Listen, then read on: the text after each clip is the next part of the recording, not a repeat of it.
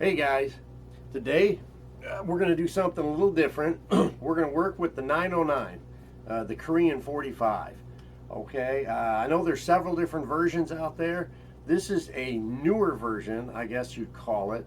And what we're going to do with this is I'm going to take part of it apart so we can get the barrel off, because I want to send the barrel off to Will Piot over at Saddle Mountain Gunsmith and have them open it up. I'll show you once I get it off, but for some reason these newer 909s, where the bullet goes in, it's a little bit smaller, and the previous bullets of 4, 5, 6 diameter aren't fitting. You got to really mash them in there. Will can take the barrel, open it up just a fraction. He's got a special reamer for that.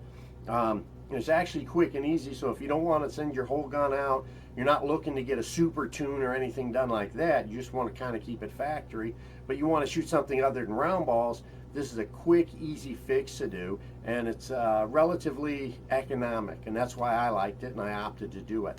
So let's take this apart. When we get the barrel back, we'll put it back together, and then we'll do some shooting with it, okay? Step one, we need to shoot this thing dry. You don't want any air in the air tube while you're working on it.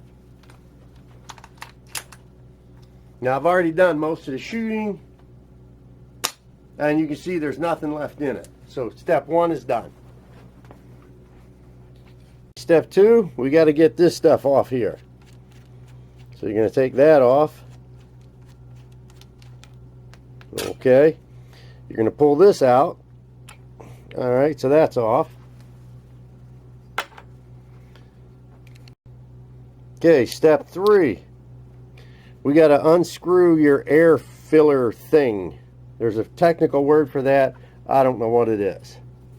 Okay. Okay, that just screws right in. Bingo. And don't lose your little rubber O-ring right there, okay? Don't lose that. Okay, step four. Here you've got 2 set screws.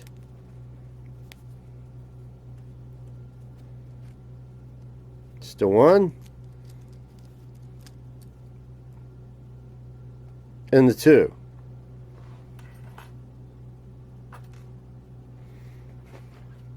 Okay.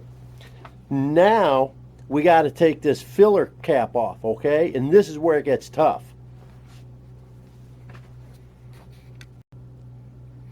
Now, if you notice on this needs like some type of a spanner wrench. Okay, I don't have a spanner wrench. So what I did, move that back, is I used a pair of channel locks in a rag, which is not the greatest because I kind of marred the end there. Okay, but this has to come off. Okay, don't lose your parts. Okay, this piece right here, this front auto hood assembly is horrible. Horrible. This is what I wound up doing. And this blade right here is sharp. It's going to gouge your hand. So I wrapped this around it real good. Got a good pull on my feet. And then just started working it back and forth. Back. Oh. I was able to get it to pop off. Now putting it back on, I greased up the O-rings a little bit. That's all this is right there. There's nothing special about it. Don't lose your parts.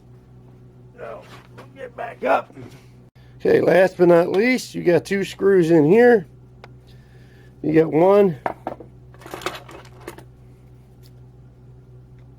on the rear blade sight. And be careful with this because there's a spring in here.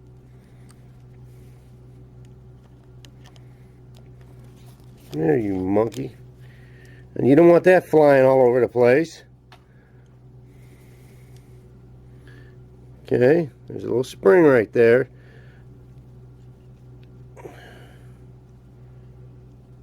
Oh, I wish I had smaller fingers. Okay. And then last is you got a Phillips head right there.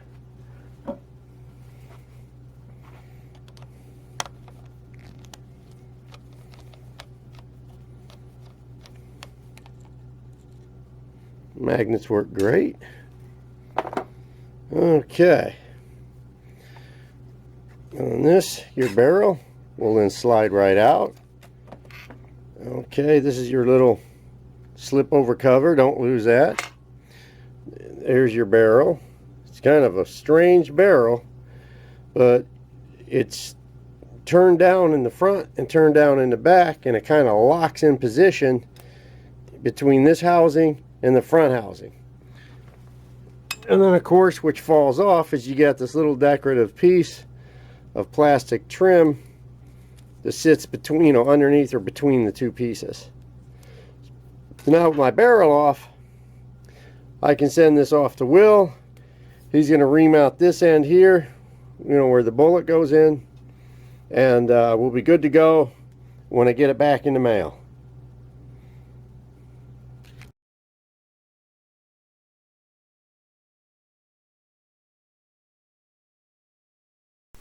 All right, now this is the 200 grain hollow point. As you can see, it had some excellent penetration.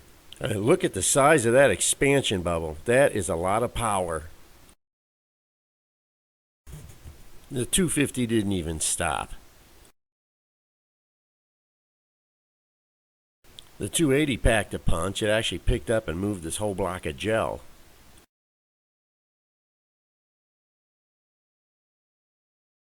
Well, we're going to wrap up with this Light Hunter 45 909 Korean gun.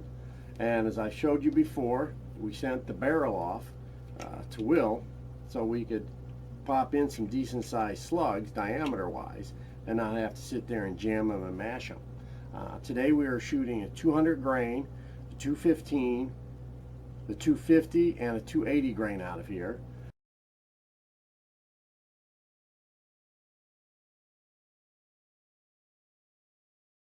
Again, this is only the barrel. I had chambered open just a little bit more. It's stock all the way. Okay, so with these heavier slugs, the speeds are a lot slower. We're pushing 3,000 psi on this. Okay, still using the standard probe fill here. Okay, 3,000 psi. And our first shot on the 200 grain was in the 680 to 700 feet a second, and then of course it dropped as it went down. We're getting 5 to 6 shots out of this. Again, off the shelf, it's not bad, you know, for economy type budget, but again, with this weird barrel, you really need to send it off so that way you can shoot an assortment of lead and not be stuck with round balls the rest of your life. We shot some of the ballistic gel. The lighting wasn't the greatest, so I hope you could see it, but the bullets mushroomed really well. The 200 grain opened up fantastically. The 215 did well. The 250, because it's a much more, I don't know what you call it, bullet nose design with a much smaller hole, didn't open up that much, but it went all the way through the 16 inches of gel, and the 280 went almost all the way through and opened up a bit, and you'll see that in the photos also. But thanks for watching. Again, it's a nice little gun. Mostly, again, I'm shooting hollow points for this. I'm not playing with round balls or solids or anything like that. And my goal is to get the right size slug that you can hunt with this right off the shelf. All right. If you have any questions, feel free to email me. You'll see the emails on there.